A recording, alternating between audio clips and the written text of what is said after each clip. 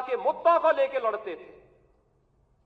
आज जब सरकार में थे तो याद करिए, उत्तर प्रदेश के अंदर सुरक्षा का ये वातावरण आपको आज देखने को मिल रहा होगा। याद करिए, इसी मुहर्रम के समय में सड़कें खाली हो जाती थी, सूनी हो जाती थी। आज मुहर्रम आयोजित हो रहा है, इसका पता भी नहीं लग रहा है। ताजिया के नाम पर घर तोड़े जाते थे, पीपल के पेड़ काटे जाते थे, सड़कों के तार हटाए जाते थे, पुल तोड़ दिए जाते थे। आज कहा जाता है किसी गरीब की झोपड़ी नहीं हटेगी। आज कहा जाता है कोई तार नहीं हटेगा। आज कहा जाता है कि सरकार नियम बनाएगी, पर्व और त्योहार मनाना है तो इन नियमों के अंतर्गत मनाओ और नहीं तो अपने घर में बैठ जाओ। ये मनमानापन नहीं चल सकता है। और विधि का शासन कैसे होना चाहिए, सुशासन कैसे होना चाहिए, यह भारतीय जनता पार्टी की सरकारों ने देश के अंदर करके दिखाया है। लोक कल्याणकारी कार्यों का परिणाम कितना हुआ, कोई सोचता था? मैं याद है जब देश के अंदर कोरोना की आहट हुई थी, माननीय नड्डा जी राष्ट्रीय अध्यक्ष के रूप में वर्चुअल हम लोगों के साथ जुड़े थे और आपने एक ही बात कही कि देश संकट में है, मानवता संकट में है। हमारे लिए एक ही मंत्र है, प्रधानमंत्री जी का आदेश है, एक ही मंत्र है और वह मंत्र है सेवा ही संगठन है। यह केवल भारतीय जनता पार्टी ने किया था। मुझे याद है कोरोना कालखंड में केवल भाजपा का कार्यकर्ता या राष्ट्रीय स्वयंसेवक सड़कों पर जनता जनार्दन की सेवा कर रहा था। अन्य किसी भी दल के किसी भी नेता का कोई अता पता नहीं था। कार्यकर्ताओं की बात तो दूर, आपने देश के अंदर 10 करोड़ गरीबों को मकान दिए। उत्तर प्रदेश में 56 लाख गरीबों को बिना भेदभाव के मकान दिए। हमने जो नारा दिया, मोदी जी ने जो नारा दिया कि सबका साथ और सबका विकास, हमने जाति, मत और मजहब के आधार पर भेदभाव किसी के साथ नहीं किया। हम आज भी कह सकते हैं हमने किसी के साथ भेदभाव नहीं किया, कोई भेदभाव किसी के साथ नहीं किया। विकास के कार्यों के लिए भेदभाव नहीं किया। ये 80 करोड़ लोगों को फ्री में राशन आज भी मिल रहा है। क्या किसी जाति को मिल रहा है, किसी मत विशेष या किसी धर्म विशेष को मिल रहा है? भारतवासी है उसको राशन मिल रहा है। भारत पहला देश जिसने भूख से मौतें नहीं होने दी, बदहाली नहीं होने दी, आत्महत्या नहीं होने दी, किसी गरीब को सड़क पर भूखों से मरने के लिए मजबूर नहीं होने दिया। लेकिन उस सबके बावजूद भारतीय जनता पार्टी का कार्यकर्ता लगातार कार्य करता रहा। विपरीत परिस्थितियों में अपनी जान की परवाह किए बगैर लगातार कोरोना जैसी महामारी से जूझता रहा और सेवा को ही संगठन मान करके कार्य करने का परिणाम रहा कि जिस महामारी के सामने दुनिया की बड़ी बड़ी ताकतें नतमस्तक हो गई, उसी कोरोना को कहां समाप्त कर दिया मोदी जी के नेतृत्व में। भारत ने सबसे अच्छा परिणाम देकर के दुनिया के सामने कोविड प्रबंधन की एक नई अनूठी छाप छोड़ी। बीमारियों से होने वाली मौत, मुझे याद है 2014 में जब आदरणीय नड्डा जी भारत के स्वास्थ्य और परिवार कल्याण मंत्री बने थे, इंसेफ्लाइटिस के मुद्दे को लेकर के एक सांसद के रूप में मैं उनके पास गया था और उन्होंने कहा कि हम इसमें सहयोग करेंगे। नड्डा जी और मोदी जी के सहयोग से गोरखपुर में एम्स भी बना। आज गोरखपुर का एम्स चालू हो गया, काम कर रहा है। पूर्वी उत्तर प्रदेश और बिहार की, नेपाल की एक बड़ी आबादी अपने स्वास्थ्य सुविधाओं का लाभ प्राप्त कर रही है। और 40 वर्ष से जो बीमारी थी, इस बीमारी से होने वाली मौत 90 से 95% मौतें अनुसूचित जाति, अति पिछड़ी जाति और अल्पसंख्यक समुदायों की थी। आज उस मौत को हम लोगों ने, डबल इंजन की सरकार ने पूरी तरह नियंत्रित किया है। इंसेफ्लाइटिस पूरी तरह समाप्त हो गया है। उत्तर प्रदेश जैसे राज्य में इंफ्रास्ट्रक्चर एक कल्पना थी, आज आप जाते होंगे आपको 4 लेन की कनेक्टिविटी मिलती होगी। आज आप कहीं भी जाइए, प्रयागराज जाइए, काशी जाइए, लखनऊ आइए, अयोध्या जाइए, गोरखपुर जाइए, पश्चिम के किसी भी जनपद में जाइए, इंटर स्टेट बॉर्डर पर जाइए, आपको लगेगा आज कोई नहीं कह सकता है, उसको उत्तर प्रदेश का वासी कहने में संकोच नहीं होगा, क्योंकि उत्तर प्रदेश का इंफ्रास्ट्रक्चर किसी भी अन्य जगह से अच्छा आपको प्राप्त होगा। मुझे याद है जब मैं बुंदेलखंड गया था पहली बार मुख्यमंत्री बनने के बाद, मेरे साथ आज के जल शक्ति मंत्री श्री स्वतंत्र देव सिंह जी थे। हम लोग चित्रकूट में गए। मैंने चित्रकूट में वहां के कार्यकर्ताओं के साथ बैठक की, जनप्रतिनिधियों के साथ बैठक की, रात्रि को मैंने वहां के उद्यमी और व्यापारियों के साथ बैठक की थी। मैंने उनसे कहा, मैंने कहा यहां चित्रकूट में अच्छे होटल क्यों नहीं आ रहे हैं, अच्छी धर्मशालाएं क्यों नहीं बन रही हैं? उन्होंने एक ही बात कही, उन्होंने कहा अगर कोई निवेश करेगा तो डकैत उसका अपहरण कर देंगे। तो मैंने कहा मैं अगली बार तब आऊंगा जब यहां से डकैतों से मुक्त कर दूंगा। और मुझे बताते हुए प्रसन्नता है, आज न केवल बुंदेलखंड चित्रकूट बल्कि पूरा बुंदेलखंड डकैतों से मुक्त हो चुका है, माफिया से मुक्त, डकैतों से मुक्त। आज आप कहीं भी जाते होंगे, क्या काशी, क्या अयोध्या, क्या मथुरा वृंदावन, क्या विंध्यवासिनी धाम, क्या सुखतीर्थ, क्या निमिषारण्य, क्या ये आपकी वैचारिक यात्रा और आपकी आध्यात्मिक विरासत को क्या सम्मान यहां पे नहीं मिला? आजाद देश 1947 में हो गया था, ये काम 1947 में होना चाहिए था, ये कार्य उसके बाद होना चाहिए था। डॉक्टर लोहिया की विरासत को संभालने वाले लोग, जिस डॉक्टर लोहिया ने कहा था कि भारत की पहचान 3 महापुरुषों पर है, उन्होंने कहा था कि भारत तब तक भारत है जब तक भारत के अंदर राम, कृष्ण और शिव की पूजा होगी, तब तक भारत का कोई बाल बांका नहीं कर सकता है। और राम, कृष्ण और शिव की इस परंपरा को क्या इन समाजवादियों ने कलंकित नहीं किया था? क्या अयोध्या को लहूलुहान नहीं किया था? और क्या यही कार्य ये लगातार नहीं करते रहे? मुझे आश्चर्य होता है। राजूपाल की हत्या होती है प्रयागराज में, क्या राजूपाल पिछड़ी जाति के नहीं थे? उमेश पाल की हत्या होती है, क्या उमेश पाल पिछड़ी जाति के नहीं थे?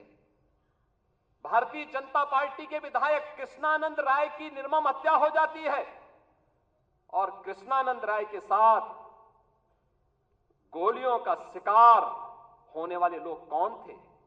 एक रमेश पटेल थे, एक रमेश यादव थे, कोई अन्य पिछड़ी जाति का था। क्या इनको पिछड़ी जाति में नहीं मानते लोग? क्या क्यों नहीं इनके बारे में आवाज उठी? ये आवाज को तभी बल क्यों मिला जब भारतीय जनता पार्टी की सरकार हुई। और आज आप देखते होंगे इन माफियाओं के लिए फातिया पड़ने वाले लोग किस प्रकार से चिल्ला चिल्ला करके फिर से चुनौती देने की स्थिति में आए हैं। और इसीलिए तो हम कह रहे हैं कि मोदी जी ने जो कहा था वो करके दिखाया। सबका साथ और सबका विकास, लोक कल्याणकारी योजनाओं की किसी भी योजना में आप देख सकते हैं, क्या राशन की योजना, क्या मकान की योजना, क्या हर घर शौचालय की योजना, चाहे हर घर नल की योजना, चाहे आयुष्मान कार्ड या किसी भी अन्य योजना में, उज्ज्वला योजना की योजना हो, कोई भी योजना हो, क्या किसी के साथ कोई भेदभाव हुआ? जाति, मत, मजहब के आधार पर, चेहरा देख करके किसी के साथ भी कोई भेदभाव नहीं। ये सारी योजनाएं बिना भेदभाव के हर तबके को दी गई। और हमें आश्चर्य होता है, समाजवादी पार्टी की सरकार के समय कन्नौज के मेडिकल कॉलेज की चर्चा हुई। कन्नौज के मेडिकल कॉलेज का नामकरण बाबा साहब डॉक्टर भीमराव अंबेडकर जी के नाम पे था। समाजवादी पार्टी के तत्कालीन मुख्यमंत्री ने नाम बदल दिया। और इस बार जब मैं वहां गया था, हमारे वहां मंत्री श्री असीम और उन्होंने मेरे सामने इस बात को रखा। हमने उसी दिन कहा कि नहीं, ये बाबा साहब भीमराव अंबेडकर के नाम पर ही मेडिकल कॉलेज फिर से जाना जाएगा। और हम लोगों ने इस मेडिकल कॉलेज का नामकरण उसी समय वहां किया। लखनऊ का भाषा विश्वविद्यालय क्या ये मान्यवर कांशीराम जी के नाम पे नहीं था? क्यों चेंज कर दिया गया? ये सब समाजवादी पार्टी की सरकार में होता। दलित चिंतकों और महापुरुषों और सामाजिक परिवर्तन के वाहक उन महापुरुषों को क्या समाजवादी पार्टी ने अपमानित नहीं किया था? वो लगातार अपमानित करते थे। ये तो संविधान की अवहेलना करते थे। इन्होंने तो धर्म के आधार पर अनुसूचित जाति, जनजाति और पिछड़ी जाति को मिलने वाले आरक्षण पर भी सेध लगाने का काम किया था। कौन नहीं जानता 2016 में जब समाजवादी पार्टी की सरकार थी, अनुसूचित जाति के नौजवानों की स्कॉलरशिप को समाजवादी पार्टी की सरकार ने रोकने का काम किया था। हम लोग इसको मुद्दा नहीं बना पाए, हम अपनी उपलब्धियों को मुद्दा नहीं बना पाए। मोदी जी के नेतृत्व में पंचतीर्थ बने। नई संसद बनने पर, नई संसद में प्रधानमंत्री मोदी जी देश के पहले प्रधानमंत्री हैं जिन्होंने संविधान की मूल प्रति को अपने सिर पे रख करके नई संसद में स्थापित करने का काम किया था।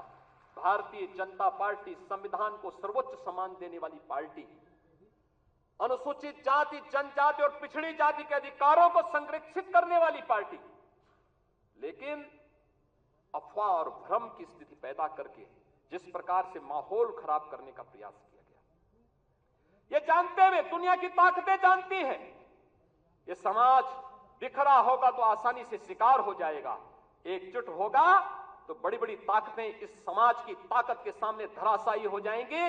आप इस ताकत को जाति के नाम पर विभाजित करके शक्ति को छिन्न भिन्न करने का जो पाप अभी चुनाव के दौरान हुआ है, हमें उससे सतर्क और सावधान होना होगा। और वहीं से मैं कहने के लिए आया हूं, सोशल मीडिया प्लेटफॉर्म, आखिर आपके पास, सबके पास स्मार्टफोन है, सब लोग स्मार्टफोन पर अपने अपने ग्रुप के साथ काम भी करते हैं, एक दूसरे को मैसेज भी भेजते हैं, एक दूसरे की को शुभेच्छा भी देते हैं।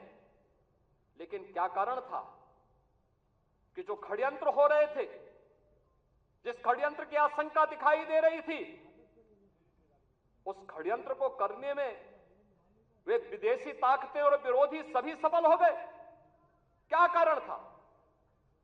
हम लोगों को इसके बारे में जागरूक होना पड़ेगा। आप एक राष्ट्रवादी मिशन के मजबूत स्तंभ हैं और उस राष्ट्रवादी मिशन के साथ जुड़े होने के नाते जहां भारतीय जनता पार्टी कहती है नेशन फर्स्ट, देश पहले है, दल बाद में है और मेरा स्वयं का हित सबसे बाद में है, उस भारतीय जनता पार्टी के कार्यकर्ता को क्या ये नहीं देखना चाहिए कि सोशल मीडिया में क्या कुछ चल रहा है, और उस अभियान के साथ जुड़ना, उसको देखना, उसका खंडन करना, और फिर पंचतीर्थ के फोटो, दलित महापुरुषों के और चिंतकों के बारे में भारतीय जनता पार्टी की उपलब्धियां, गरीब कल्याणकारी योजनाएं, इन सब को भी अगर हम साथ साथ भेजे होते, उन लोगों के साथ संवाद बनाए होते, तो हो सकता है इसमें कुछ और चीजें देखने को मिलती। ऐसा नहीं कि ये षड्यंत्र हुए ना हुए, 2019 में हुआ था, 2019 में हुआ था। 2019 में एक बड़े गठबंधन को उत्तर प्रदेश के अंदर बनाने का कार्य हुआ था, और तब आज के हमारे राष्ट्रीय अध्यक्ष तब प्रदेश के प्रभारी के रूप में इस दायित्व का निर्वहन कर रहे थे। याद करिए, तब हम लोगों ने 43% वोट के प्रतिशत को बढ़ा करके 51% करने का काम किया था, और भारतीय जनता पार्टी ने सबसे बड़े गठबंधन को धराशायी करने का काम किया था, इसी प्रदेश में किया था। और इसीलिए आज मैं कहने के लिए आया हूं, सोशल मीडिया प्लेटफॉर्म आपके लिए कितना बड़ा उपयोग हो सकता है, यह भी हमें देखना होगा। बहुत सारी ऐसी चीजें हैं जिन चीजों को हमें वास्तविक धरातल पर उतारना होगा, और उसके लिए अगर हम प्राणपण से जुड़ करके एक बार फिर से कार्य करना शुरू करेंगे, कोई कारण नहीं। हमने नगर निकाय चुनाव में सभी 17 की 17 मेयर की सीट हम लोगों ने जीती थी। 17 की 17 सीट भारतीय जनता पार्टी ने प्रदेश के अंदर जीत करके पहली बार भारतीय जनता पार्टी 17 की 17 नगर निगम की सीट जीती थी। सर्वाधिक नगर निकायों की सीट जो जीती थी, सर्वाधिक, यानी 17 की 17 नगर निगमों में भारतीय जनता पार्टी का फुल मेजॉरिटी का बोर्ड बना और प्रदेश के अंदर सर्वाधिक पार्षद भी भारतीय जनता पार्टी के जीते। हमारे महापौरगण यहां पर प्रदेश के अलग अलग नगर निगमों से भी आज यहां पर उपस्थित हुए हैं। हम उस जीत के सिलसिले को, जिस जीत ने विधानसभा को चुनाव भी जिताया, नगर निकायों में भारी सफलता प्रदान कराई, सर्वाधिक चेयरमैन और सर्वाधिक पार्षद भी जिताए और आजमगढ़ और रामपुर के उपचुनाव में भी विजय पताका भारतीय जनता पार्टी ने अपना गाड़ने का काम किया था। कोई कारण नहीं 10 की 10 उपचुनाव फिर से भारतीय जनता पार्टी अपने पक्ष में करने में सफल हो। लेकिन इसके लिए आज से जुड़ना पड़ेगा, लगना पड़ेगा। एक एक कार्यकर्ता को अपना अभियान मान करके फिर इस अभियान के साथ जुटना पड़ेगा और उसी के लिए आपका आह्वान करने के लिए आज फिर हम लोग आए हैं।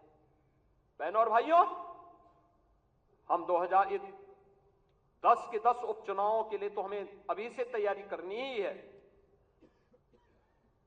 लेकिन हमें इस बात का याद रखना, उत्तर प्रदेश को जो नई पहचान बनी है, उत्तर प्रदेश जो पहले छठी अर्थव्यवस्था थी, आज देश की नंबर 2 की अर्थव्यवस्था बन चुकी है और तेजी के साथ उभरती हुई अर्थव्यवस्था के रूप में अपने आप को स्थापित कर रही है। उत्तर प्रदेश का जो परसेप्शन बदला है, आज आप देश और दुनिया के अंदर कहीं जाते होंगे, लोग उत्तर प्रदेश के नाम पर आपको सम्मान देते होंगे। इस सम्मान को बरकरार रखने के लिए जीत के सिलसिले को फिर से आगे बढ़ाने की आवश्यकता है और उसको बढ़ाने के लिए आह्वान करने के लिए आज आपके सामने माननीय राष्ट्रीय अध्यक्ष भी आए हैं।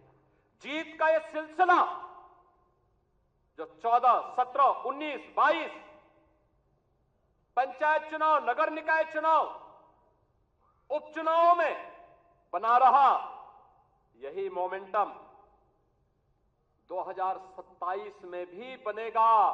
यह हमारा संकल्प आज से होना चाहिए, आज से होना चाहिए। याद रखना, भारतीय जनता पार्टी है तो जिले में हमारा महापौर भी है, जिला पंचायत अध्यक्ष भी है और ब्लॉक प्रमुख भी है, चेयरमैन भी है, पार्षद भी है। और अगर यहां पर कहीं कोई खरोंच आता है तो वहां उसका असर वहां पर भी पड़ने वाला है और इसीलिए अभी से इसकी तैयारी में जुटना होगा। एक एक व्यक्ति को जुटना पड़ेगा, ब्लॉक प्रमुख हो या चेयरमैन, महापौर हो या जिला पंचायत अध्यक्ष, विधायक हो या विधान परिषद सदस्य, लोकसभा के हमारे माननीय सांसद हो या फिर राज्यसभा के माननीय सांसद, इन सबको संगठन के साथ बेहतरीन तालमेल बना करके, संगठन जिसको तय करे उसके साथ खड़ा होकर के प्राणपण से जुट करके कमल चुनाव चिन्ह को विजयी बनाने के संकल्प के साथ अगर हम आगे बढ़ेंगे तो आपका भी सम्मान होगा, सर्वत्र सम्मान भी मिलेगा। और जो लोग उछल कूद करने का कुत्सित प्रयास कर रहे हैं, मुझे लगता है इनको दोबारा उछल कूद करने का अवसर ही नहीं मिल पाएगा। यह हम आप सबको आश्वस्त करने के लिए आज यहां पर आए हैं और इसी विश्वास के साथ मैं आज के इस अवसर पर हमारे नवनिर्वाचित सांसद गण भी यहां पर उपस्थित हुए हैं, केंद्रीय मंत्री भी आए हैं जो केंद्र में उत्तर प्रदेश के हमारे मंत्री बने हैं। मैं इन सभी केंद्रीय मंत्रियों को, माननीय सांसदों का हृदय से स्वागत करता हूं, अभिनंदन करता हूं, उन्हें हृदय से बधाई देता हूं।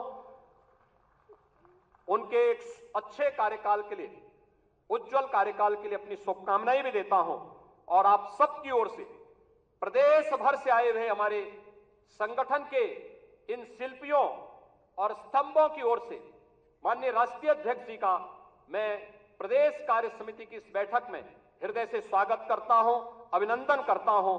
धन्यवाद, जय हिंद। अगर आप ये वीडियो YouTube पर देख रहे हैं तो हमारे चैनल को सब्सक्राइब करें और बेल आइकन को दबाना ना भूलें। अगर आप Facebook पर ये वीडियो देख रहे हैं तो हमारे पेज को लाइक करें।